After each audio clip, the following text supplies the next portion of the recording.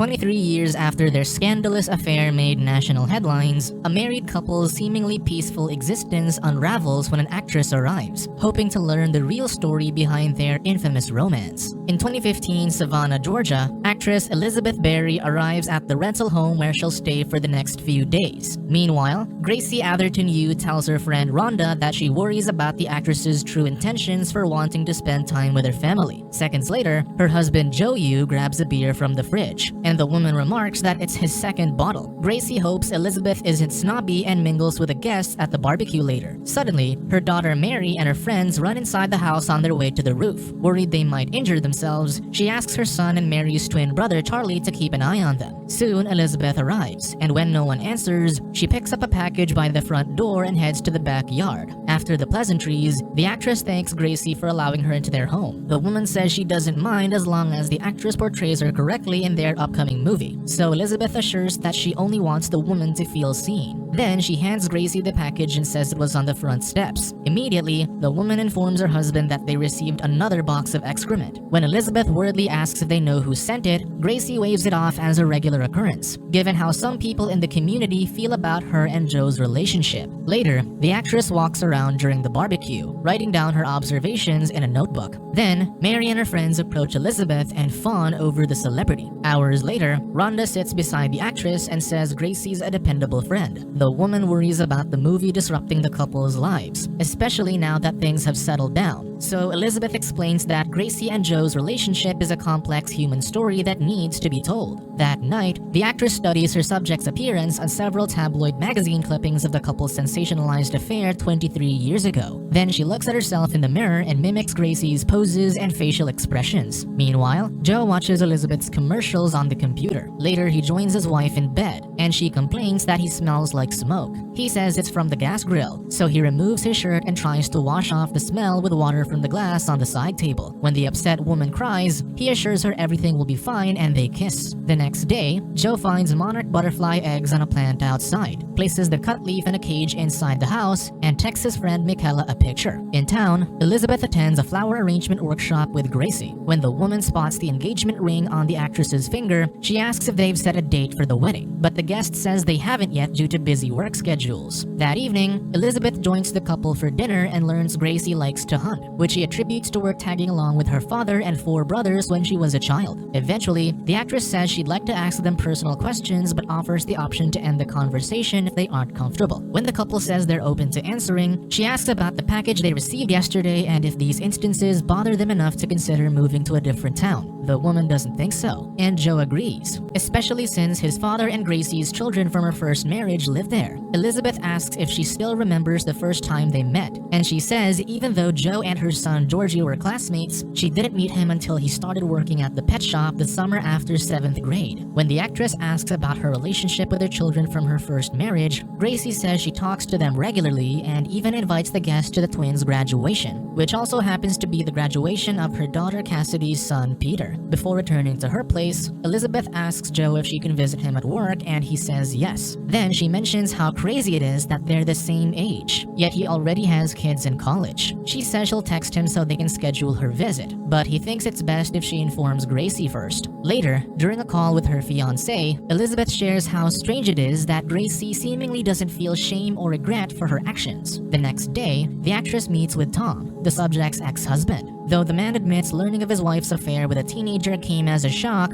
he's moved on and believes Gracie and Joe are happy together. That afternoon, the women join Mary as she tries on graduation dresses. Gracie asks Elizabeth if she saw Tom earlier, and the latter affirms. Even though she doesn't mind the actress speaking to whoever she wants, she'd like to know beforehand. Then she hands Elizabeth a few pictures, including one from their wedding. Later, the actress heads to the pet store where she meets Mr. Henderson, the owner. The man says his mother, who owned the store in 1990, hired Gracie. Then, the employee asked for a part-time helper in 1992, so his mother hired Joe. Eventually, Elizabeth asks to see the stockroom where the couple got caught doing the deed 23 years ago. After Mr. Henderson leaves to give her space, the woman sits on the steps and simulates the intimate act. The next day, Joe sifts through his children's baby pictures when he comes across one of Gracie's letters early in their relationship. Later, he texts Michaela to ask how her day was. But when the woman mentions stepping into the bath, the mental image flusters the man. Suddenly, Gracie calls him into the kitchen to remind him to ask his father how he's getting to the graduation. He says he's dropping groceries there this week and plans to ask his father. Meanwhile, Elizabeth looks at the pictures Gracie gave her, including one where she's cradling baby Honor, her and Joe's eldest child, while wearing a leg cuff. The next day, she visits Joe at the hospital where he works as a radiologic technologist. He shows her a teenager's x-ray and she holds her hand over the image, then mentions how tiny it looks against her own. Before Elizabeth leaves, she says spending time with him gave her an idea as to what Gracie must have felt sneaking around with him. She realizes she probably shouldn't have said that, and after a tense silence, Joe tells her not to worry because he won't say anything. At a restaurant, she meets with Morris, Gracie's trial lawyer during the height of the sensationalized case. The man remembers Gracie telling him that she and Joe were in love, and she didn't care about the prison time because it was as though she believed everything would work out if she spoke to the judge. Elizabeth asks when he thinks the gravity of the situation sunk in with the client, but the lawyer doesn't believe it ever did. Suddenly, the lead singer of the band performing in the restaurant causes a scene, and Morris says he's Georgie, Gracie's son. The gregarious man joins the table and shares that the affair messed him up and that he learned about it from his brother Billy. He remembers it happened right before his birthday party, which both parents forgot to cancel, so only one guest showed up. When the singer returns on stage, Morris points out that the relationship had its fair share of casualties. Elizabeth says Gracie seems well-liked in the community, given the people who still order her baked goods. However, the lawyer says the people who buy her cakes are a handful that keep repeating over and over, primarily out of sympathy. Meanwhile, Joe drops groceries off at his father Joe Sr.'s apartment. The older man says he'll drive himself to the graduation. Then, the son shares how he can't believe he'll be an empty nester soon after Mary and Charlie leave for college. So Joe Sr. says he'll have more time to focus on other things. The next day, Elizabeth drops by Mary's theater class to answer questions about her profession. One student asks the actress about her experience filming love scenes, and she gives a candid answer, explaining that during the moment, the thin line between methodical acting and acknowledging pleasure becomes blurry. Then, another student asks how she chooses her roles. So she says she chooses morally gray characters because they're interesting. Unfortunately, Mary takes offense to her answer because it implies that her mother's a horrible person. When she drives Mary home, the teen wordlessly exits the vehicle and slams the door. Later, Gracie shows Elizabeth her makeup products and how she applies them. The woman asks if she's always wanted to be an actress, and she says yes. However, she shares that her parents, both academics, always discouraged her from pursuing acting. Then, Gracie asks Joe to take his bugs from the living room to prepare for Honor's arrival, and Elizabeth offers to help. Fascinated by the insects, the actress asks the man how long he's raised monarch butterflies. He says he's done it for years after reading an article about their dwindling population. He admits the hobby seems dorky, but she disagrees and says it's interesting. Then he mentions how his friend Michaela, whom he met in a Facebook group, places horizontal sticks in the cages for the caterpillars to climb onto before forming their chrysalises. Minutes later, Elizabeth and Joe take a walk, and the man shares that it's still difficult for him to trust that the movie will present their story as it was. He knows that people view him as a victim, but he says they wouldn't be together for almost 24 years if they weren't happy. Then, he emphasizes that he wanted the relationship to happen. When the actress asks how his parents feel about the situation, Joe says his mother passed when he was 20, and he and his father never talked about what happened. After he returns home, he hears Gracie crying in the bedroom. The woman says her friend Joyce canceled her cake order and all future orders because they're leaving town. She says she wasted time baking the cake when she could have used it doing something worthwhile and adds that she'll have to throw it. Joe comforts his wife and says she doesn't have to throw it out. The crying woman asks where he was, so he says he walked around the neighborhood with Elizabeth.